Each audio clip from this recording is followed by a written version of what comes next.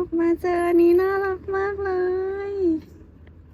แล้ววันนี้ร้อนสุดอยู่ที่ 29 องศาค่ะ ตอนนี้คือซัมเมอร์ที่แท้จริงอ๋อร้าน ร้านนี้ขายอะไรเอ่ย หมูย่าง ขายหมูย่าง 50 บาท เปิดร้านยัง ย่างกำลังจะทำอยู่อร่อยนะ เลยนะ 3 ทุ่ม ดูท้องฟ้า3 ทุ่ม สวัสดีชาวเน็ตทุกท่านนะคะ ตอนนี้หลุยอยู่บ้านคนเดียวค่ะ เพราะว่ามิชาไปดาชาก็คือบ้านนอกเมืองบ้านสวนกับคุณย่า แล้วก็ซาชาไปทำบ้านใหม่ค่ะ แล้วตอนนี้หลุยอยู่บ้านคนเดียว สงบสุขมาก และเดี๋ยวตอนเย็นเราจะไปปิกนิกกับเพื่อน แล้วหลุยอาจจะต้องเตรียมอาหารไปนิดหน่อย แล้วก็เครื่องดื่มไปนิดหน่อย ก็เดี๋ยวหลุยจะออกไปซื้อข้าวมาทำข้าวมันไก่ ตอนนี้เรามีไก่แล้ว ก็อาจจะซื้อเครื่องดื่มเป็นแบบน้ำโค้กน้ำผลไม้อะไรเงี้ยนิดหน่อย ส่วนแอลกอฮอล์หรือไม่แน่ใจว่าจะซื้ออะไรยังไง เพราะว่าเหมือนว่าช่วงเวลานี้เขาจะไม่ขาย เขามีช่วงเวลาในการขายแอลกอฮอล์เหมือนบ้านเราอะหลุยไม่แน่ใจว่าตั้งแต่กี่โมงถึงกี่โมงถึงจะซื้อได้จำได้แค่ว่าตั้งแต่2 ทุ่มอะซื้อไม่ได้แล้ว ก็อาจจะไม่ซื้อแอลกอฮอล์แหละอะแป๊บซาชาทักมาโอเคเขาบอกว่าเดี๋ยวเขาจะซื้อน้ำโค้กมาเองพอดีเลย เดี๋ยวงั้นเราจะไปซื้อแค่ข้าวกับน้ำผลไม้ ข้าวกับน้ำผลไม้ ข้าวกับน้ำผลไม้เท่านั้นค่ะ ออกมาเจออันนี้น่ารักมากเลยไม่รู้เด็กคนไหนมาเขียน เด็กหรือว่าแบบผู้ใหญ่อะเขียนว่าอะไร Summer Hashtag อะไรไม่รู้ forever pop น่ารักอะมีแตงโมด้วย อันนี้อ่านว่าอะไรอะมี XO ด้วย อันนี้น่าจะอ่านว่า finish นะ ส่วนตรงนี้ ตรงนี้อ่านว่า start ถ้าทุกคนสังเกตคือหลุยใส่ขาสั้นแล้วนะ กับเสื้อแขนสั้นด้วยขาดำจังเลยทำไมฉันขาดำอย่างนี้ อากาศตอนนี้วันนี้อยู่ที่ 28 องศา แล้ววันนี้ร้อนสุดอยู่ที่ 29 องศาค่ะ ตอนนี้คือซัมเมอร์ที่แท้จริง จะบอกว่าปีเนี้ยซัมเมอร์ปีเนี้ยค่อนข้างร้อนกว่าปีที่แล้วนะ ปีที่แล้วมันอากาศแบบ 29-30 องศาจะมีแค่ไม่กี่วันอะอาทิตย์เดียวเองมั้งนี่เป็นทางที่เราจะเดินไปซูเปอร์มาร์เก็ตนะคะ อันนี้คือร้านโอโซนก็คือถ้าเราสั่งของออนไลน์มันจะมาดรอปที่ศูนย์บริการแต่ละที่เหมือนแบบแต่ละเขตมันก็จะมีศูนย์ดรอปสินค้าเราก็ต้องมาเอาที่นี่ อันนี้ถ้าสั่งผ่านโอโซนก็คือมาเอาที่โอโซนแต่ถ้าสั่งผ่าน Wiberries ก็ต้องไปเอาที่ศูนย์บริการของ Wiberries ซึ่งจะอยู่ฝั่งนู้นก็ไม่ไกลอยู่แถวนี้แหละตรงเนี้ยถือว่าสะดวกมากทำเลเนี้ยมีสนามเด็กเล่นใกล้โรงเรียนใกล้โรงพยาบาลไม่ใช่โรงพยาบาลคลินิกแล้วก็ใกล้ร้านค้าใกล้ศูนย์มาเอาสินค้าแล้วข้างในมีร้านจีนด้วยเหมือนเป็นฟิลร้านโชว์หวยของคนจีนอะอันนี้คือข้างหลังร้านนะคะนี่ตรงนี้ก็คือจะเป็นร้านจีนเป็นฟิลแบบร้านโชว์หวยอะไรใดๆอันนี้ก็คือจะเป็นข้าวร้านข้าวนะคะ ซึ่งเราจะไม่กิน เราจะมาซื้อข้าวกับน้ำผลไม้เลี้ยวจะเลี้ยวอย่าไปทางอื่นอย่าไปที่อื่นซื้อข้าวนี่ข้าวก็คือจะเป็นแบบนี้นะคะเขาก็จะบอกว่ากิโลละเท่านี้บาทถุงนี้มี800กว่ากรัมก็จะ96รูเบิลเป็นเงินก็ประมาณ40กว่าบาทเอาถุงใหญ่ดีกว่าแล้วถามว่าข้าวเป็นแพ็คเหมือนที่บ้านเรามีไหมก็มีนะคะมันจะอยู่ตรงนี้แต่ว่าเขาจะขายเป็นแพ็คเล็กๆอ่ะ หรือยังไม่เคยเห็นขายแบบข้าวแพ็คใหญ่เลย ใหญ่ๆก็จะมีแบบเนี้ย800 กรัม ราคา147 รูเบิล ก็ประมาณ70 บาท แล้วก็จะมีพวกแบบบัควีดอะไรพวกนี้ด้วยข้าวโอ๊ตก็จะมีแบบโอ๊ตหยาบ โอ๊ตบดธัญพืชอะไรใดๆอันนี้อร่อยมาก อันนี้คือข้าวบาเล่มุก หรือชอบกินแต่ว่ามันเหมือนแบบแอบหุงยากนิดนึงอ่ะ มันต้องเอาไปแช่อะมันต้องเตรียมอ่ะ ก็หมวดข้าวก็จะประมาณนี้นะคะ แต่ที่หลุยซื้อเป็นประจำก็จะเป็นแบบนี้ เป็นข้าวที่แบ่งขาย เสร็จแล้วก็ไปค่ะน้ำผลไม้ น้ำผลไม้ น้ำผลไม้ น้ำผลไม้ น้ำผลไม้ฮิตก็จะเป็นยี่ห้อนี้นะคะ ซึ่งที่บ้านเรามีขวดนี้แล้ว มีขวดขนาดนี้แล้ว1 ขวด ก็อาจจะเอาเป็นใส่นี้ไปแล้วกัน เดี๋ยวพาดูเนื้อ อันนี้เป็นเนื้อสับนะคะ ราคาก็ประมาณ300 บาท ได้กี่กิโล ได้กี่กรัม800 กรัม300 บาท แพงไหมโอ้โหเนื้ออันนี้อันโคตรใหญ่เท่าไหร่เนี่ย เนื้อแผ่นนี้ 2,000 รูเบิล ประมาณ 1,000 บาท หันมาฝั่งนี้ก็จะเป็นพวกเครื่องใน พวกตับอะไรต่างๆนะคะ ซึ่งปกติก็ไม่ได้กินอยู่แล้ว ตรงนี้ก็คือจะเป็นมุมที่มิชาชอบมาก ไอศครีมนะคะ ขายทุกฤดูนะคะ ไอศครีมฤดูหนาว-50ก็ขายนะคะ อันนี้ก็จะเป็นแบบผักแช่แข็ง เบอร์รี่แช่แข็งต่างๆ ลูกอันนี้คือลูกคาวเบอร์รี่ เอาไปทำน้ำผลไม้อร่อย เดี๋ยวพามาดูอีกนี่ อันนี้ก็เป็นตู้ไอติมเหมือนกัน หนาวแค่ไหนไอติมก็ขายออก นี่ก็ตู้ไอติม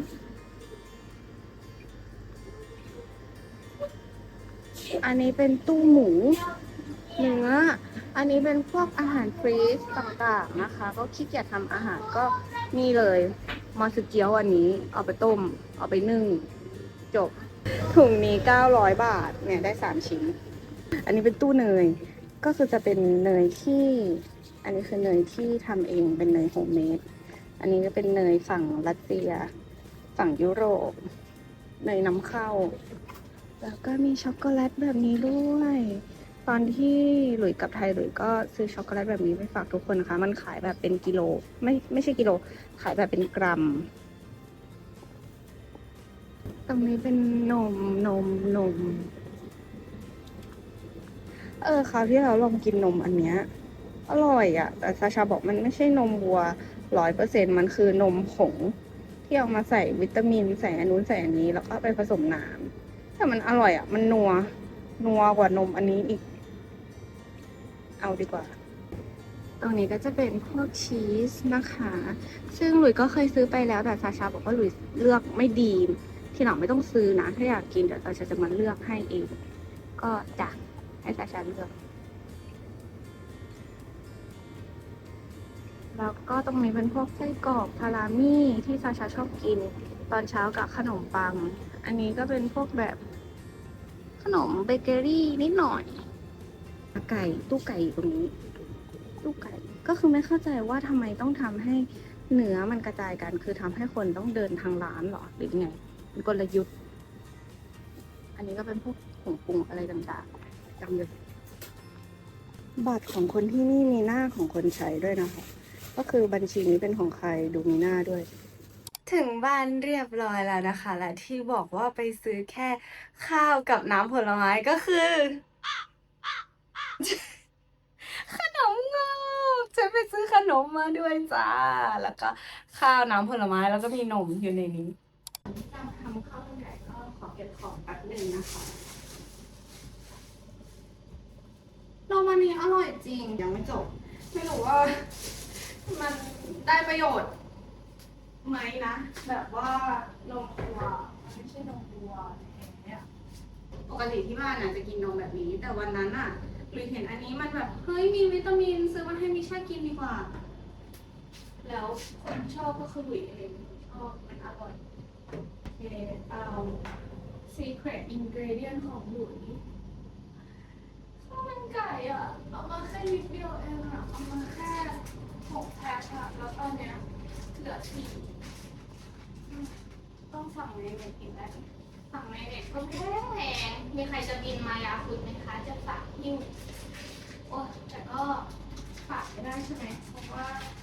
มันเพิ่งมีข่าวอะไรอ่ะมันเพิ่งมีข่าวที่โดนยัดยาแต่ยังไม่ได้ตามข่าวจริงจังนะแต่ว่าถ้าเข้าใจไม่ผิดก็คือเหมือนเขาเป็นคนเอากระเป๋าไปดีแคลร์เองใช่ปะแล้วมันก็แจ็คพอตแบบว่าเจอยาเจอเฮโรอีนจริงๆหรือไม่ฝากใครเอามาเดี๋ยวหนูสั่งในเน็ตเองก็ได้ถ้าใครได้ดูคลิปอันแพ็คของหนูแล้วเห็นว่าหนูทำไมพกผงเครื่องปรุงมาเยอะจังเลยพกของกินมาเยอะจังเลยก็คือทุกคนดูสิทางหรือพกมาเยอะอะมันยังไม่พอเลยอะและการมีผงทำข้าวมันไก่อะชีวิตมันง่ายขึ้นเยอะมากมันแบบเธอไม่ต้องวุ่นวายเลยอะวิธีทำก็คือง่ายมากเดี๋ยวทำให้ดู ไม่ต้องใช้ความสามารถอะไรเลย แกะซองมามันก็จะมีนี่ฉันเป็นพนักงานขายปะเนี่ย นี่ฉันไม่ได้ค่าคอมอะไรเลยนะที่จะมีผงทำซุปมีซอสหุงข้าวแล้วก็มีน้ำจิ้มซึ่งให้น้ำจิ้มเยอะมากแบบสะใจอ่ะแบบซาชาเลิฟทุกคนเห็นไหมอ่ะทุกคนไม่เห็นสินะเปลี่ยนมุมกล้องไหมถ้าจะให้เปลี่ยนบอกนะถ้าไม่บอกไม่เปลี่ยนนะแล้วจะบอกเปลี่ยนไหมก็ลงไปเรียบร้อยหน้าตาก็จะเป็นแบบนี้คนคลุกเคล้าให้ซอสมันละลายเข้ากับข้าวคลุกเม็ดเสร็จแล้วก็ใส่น้ำค่ะเนื่องจากข้าวที่เนี่ยมันเม็ดเล็กเราไม่สามารถใช้สูตร1 ข้อนิ้วตามที่คนไทยใช้ได้นะเพราะว่าถ้าเธอใส่น้ำแบบ1 ข้อนิ้วอ่ะคือจะได้ข้าวที่เปียกๆแฉะเธอต้องใส่ประมาณแบบสักครึ่งข้อนิดๆอ่ะ2/3 ข้อใส่ซอสเติมน้ำแล้วก็คนเรียบร้อยแล้วนะคะตอนนี้เราก็เอาไก่ออกมาค่ะไก่โอเคอันนี้คือไก่ของหลุยนะคะมันเป็นอกไก่ซึ่งหลุยไปดูวิธีในเน็ตที่มันกำลังไวรัลตอนนี้มาว่าเขาให้เอาอกไก่แช่น้ำเกลือใช่ไหมแล้วพอเอามาปรุงอาหารมันก็จะไม่เหนียวมันก็จะนุ่มอร่อยซึ่งหลุยก็ลองทำไปแล้วก็รู้สึกว่ามันนุ่มอร่อยจริงเมื่อคืนหลุยก็เลยเอาอกไก่ไปแช่น้ำเหมือนเดิมคือหลุยไม่ได้รู้มาก่อนหรอกว่าวันนี้เราจะไปปิกนิกกันแต่ว่าหลุยตั้งใจว่าวันนี้เราจะกินข้าวมันไก่อกไก่รอบนี้มาเป็นอกเล็กๆคราวที่แล้วได้มาเป็นแบบอกใหญ่มาก3 อกใส่เข้าไปนะคะในหม้อหุงข้าว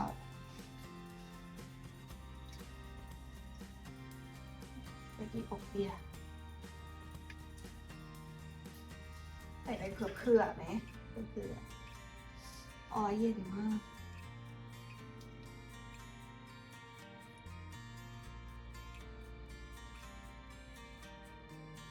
อีกสักนิดไหม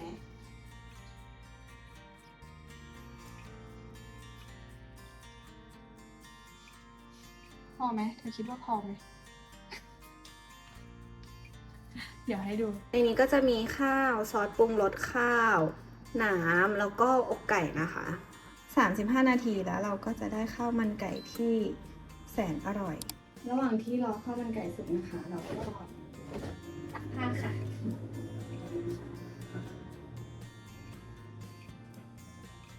แล้วหลุยเพิ่งรู้ว่าการตากผ้าบนโลกใบนี้ไม่ได้มีแค่การแขวนแฮงเกอร์เหมือนที่ไทยตอนที่หลุยไปเรียนที่ฮาร์บินอะ ตอนนั้นหลุยอายุเท่าไหร่วะ22อะตอนที่หลุยอายุ22อะหลุยก็เพิ่งจะรู้ว่ามันมีการตากผ้าโดยใช้ราวตากผ้าแบบนี้ด้วยไม่ใช่ราวตากผ้าที่แบบยาวๆเหมือนของไทยแล้วก็แขวนอะแล้วตอนนั้นที่ไปอยู่จีนใช่ปะมันจะมีห้องซักผ้าซึ่งมันก็จะมีราวแบบนี้ไว้ให้ตากทุกคนเขาก็จะแขวนอย่างนี้ใช่ไหมไอเรามันคนไทยอะ หลุยพกไม้แขวน ไปด้วยซักเสร็จเลยก็แขวนแล้วก็ตากแบบใส่แฮงเกอร์อะแล้วก็แขวนไว้อะทำอย่างเงี้ยมาตลอดเลยจนมาที่บ้านซาชาแล้วก็เห็นว่าเขาก็ใช้แบบนี้เหมือนที่ฮาร์บิทเลยเนาะหรือก็ตากแบบนี้แหละไม่แขวนแล้วเขาตากยังไงก็ตากอย่างนั้นทำให้มันง่ายๆทำอาหารเรียบร้อยซักผ้าเรียบร้อยตากผ้าพับผ้าเรียบร้อยต่อไปเราก็จะมาเล็มผมกันค่ะโอ้กลัวเด๋อจังเลยอ่ะถึงได้นอนเงียบก่อนอย่าเพิ่งพูด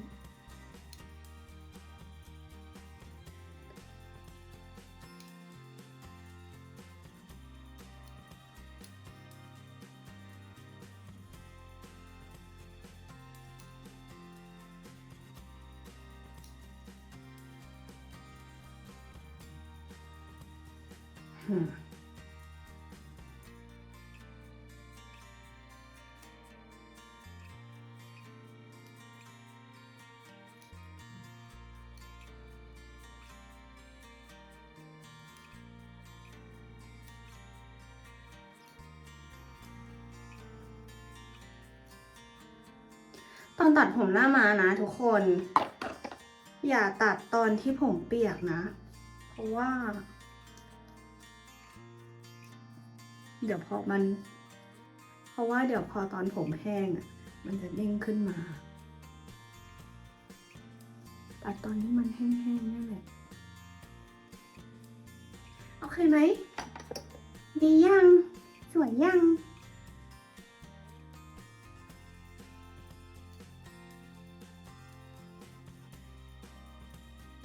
โอเคยังทุกคนผมไม่จี้ตาละ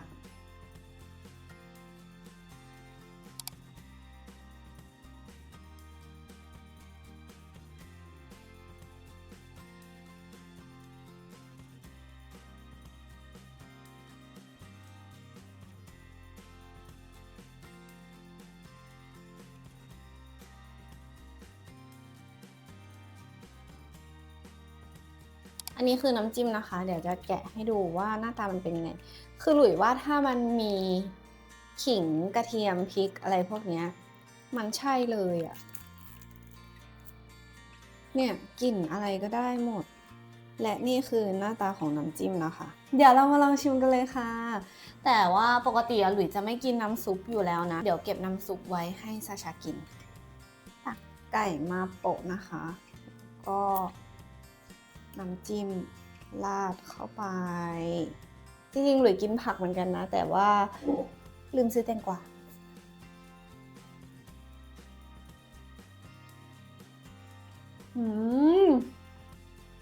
อร่อยเหมือนไปกินที่ร้านเลยอ่ะโอเคถือว่าผ่านคิดว่าไก่ที่เอาไปกินกับเพื่อนน่าจะต้องเป็นไก่ย่างเพราะว่าอันนี้น่าจะไม่พออันนี้เดี๋ยวซาชากลับมากินมันก็จะเหลือแค่ครึ่งเดียวมันก็จะไม่พอโอเคแต่ว่าตอนนี้ขอกินก่อนและผงทำซุปก็ได้แปลงร่างกายมาเป็นซุปเรียบร้อยค่ะร้อนซาชามาหยิบหน่อยร้อนทำซุปให้ซาชากินแต่ว่าให้ซาชาหยิบโอ้โหแข็งแกร่ง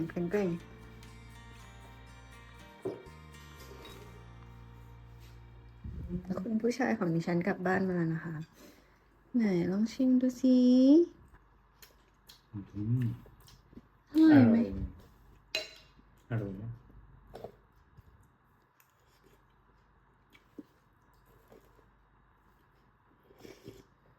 ไม่ร้อนเหรอเหมือนกินร้านอาหารไหมเหมือนกินที่ร้านอาหารไหมดีกว่าอีกเหรอบุญโตกีใช่ไหมบุญตงกีโอ้บางคนดูไม่เชื่อแล้วเนี่ย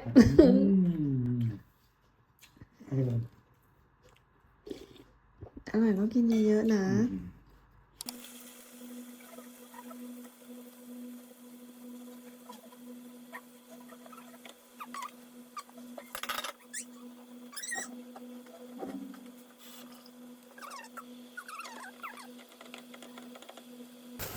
เสร็จเรียบร้อยไก่ย่างของเรา พอเก็บใส่กล่อง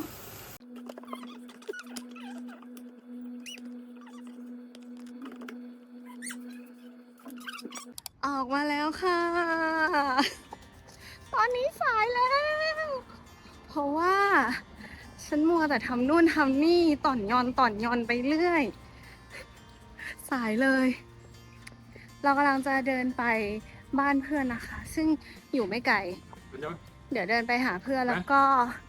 นั่งรถเพื่อนไปปิกนิกกันค่ะ บรรยากาศตอนนี้ท้องฟ้าสดใสมากนะคะ ตอนนี้เป็นเวลากี่โมง 3 4 โมง 4 โมง 4 โมงแล้ว อากาศอยู่ที่ 30 29 องศา ใช่ ลองดู อ๋อ ร้อน แล้วนี่ก็เป็นบ่ายวันเสาร์นะคะ ถนนก็จะแบบโล่งนิดนึง คนจะไม่ค่อยออกมากันสักเท่าไหร่นะช่วงเนี้ย เพราะว่ามันร้อน เขาน่าจะออกมากันอีกทีตอนเย็นๆแบบ6 โมงอะไรเงี้ย ร้อนเหรอ แต่ฉันไม่ร้อนหรอ มันร้อนนะ มันไม่มีต้นไม้เลยเห็นไหม ถ้ามันมีต้นไม้ให้ร่มเงาอ่ะ มันจะไม่ร้อน ให้เมืองไทยอะ ร้อนไม่เหมือนที่ไทยใช่ ที่นี่มันร้อนแบบ ร้อนแสบผิวอ่ะ แต่มันดีตรงที่ ไม่ได้เปียก ไม่เปียก เวลาไม่เปียก ช็อกโกแลตไม่เปียก ใช่ช็อกโกแลตมันไม่เปียกเพราะอะไร เพราะว่า ลมมันพัดแบบตลอด แล้วลมที่พัดมาก็ไม่ใช่ลมร้อน ไม่เหมือนที่ไทย ที่ไทยมันจะแบบ humidity อ เย บ อะกว่า อ้าว ใช่ มันจะอบอ้าวแล้วก็จักรแลเปียกอ่ะ ลมมันเปียกหมด ถึงแล้วและนี่คือสถานที่ปิกนิกของเรานะคะ ก็คือเพื่อนหลุยซื้อที่เขาจะปลูกบ้านที่นี่ อันนี้ก็คือเป็นแบบบ้านเก่าอยู่ ยังไม่ได้ทำอะไรเลย ที่ดินตรงนี้เป็นบริเวณของคนที่มีตังค์นะคะ เพราะว่าบ้านหลังนี้สร้างด้วยอิฐ ปกติอะบ้านจะสร้างด้วยไม้ เนี่ย ถ้าเป็นแบบเก่าก็คือสร้างด้วยไม้แบบนี้ บ้านเก่าๆก็จะสร้างด้วยไม้แบบนี้นะคะ แต่ว่าอันเนี้ยสร้างด้วยอิฐ ก็คือถ้าสร้างด้วยอิฐถือว่ามีเงินแหละ แต่ว่าถึงแม้ว่าจะเป็นบ้านที่สร้างด้วยไม้ก็ค่อนข้างเป็นบ้านที่แบบ2 ชั้นหลังใหญ่นะก็ถือว่าพื้นที่ตรงเนี้ยเป็นพื้นที่ของ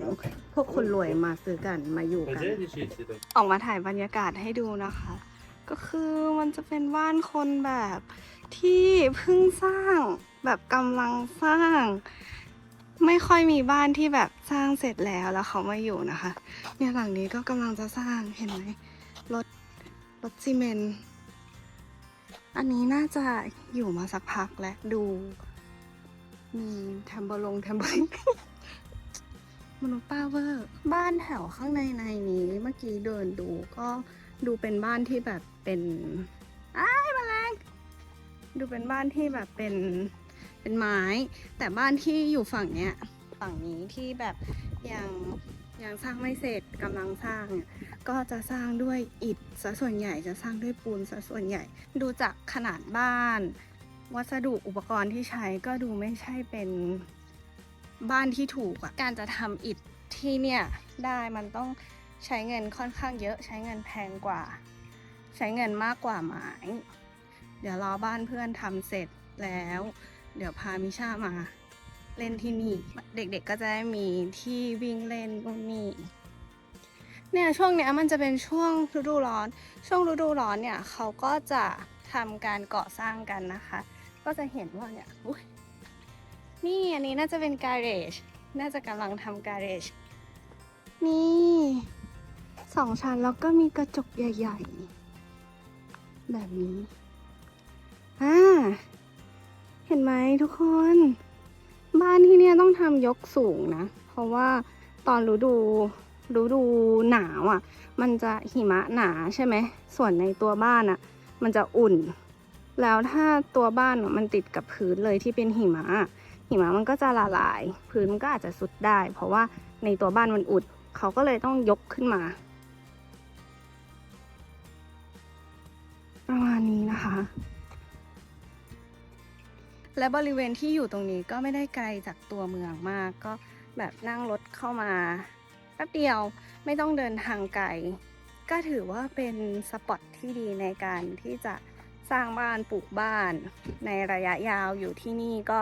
เดินทางไม่ลำบาก แล้วก็เพื่อนบ้านเยอะมีอะไรก็พึ่งพาอาศัยกันได้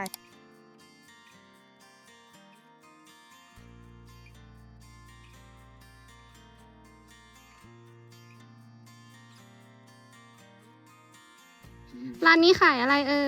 ย หมูย่าง ขายหมูย่าง 50 บาท เปิดร้านยัง เนี่ย เปิดร้านหรือยัง ย่างจะทำอยู่อร่อยนะ เลยนะ โอเค เดี๋ยวเปิดร้านแล้วมาซื้อนะ โอเค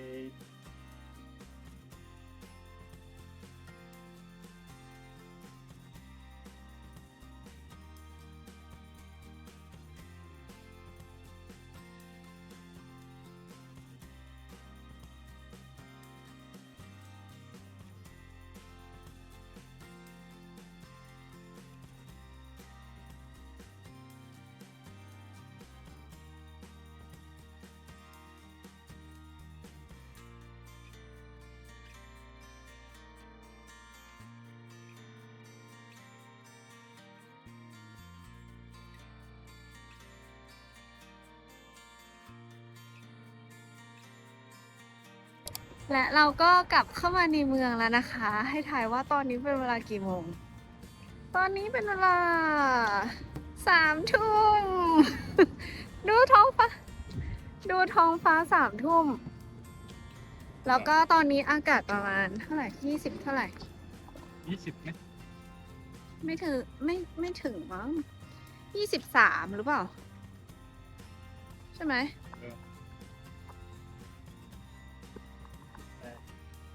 28 21 21 องศา นี่ก็คือบรรยากาศในช่วงฤดูร้อนนะคะ ตอนกลางวันร้อน ตอนเช้ากับตอนเย็นหนาว งง ก็ 21 องศานะคะ ตอนออกไปก็คือบ่นร้อน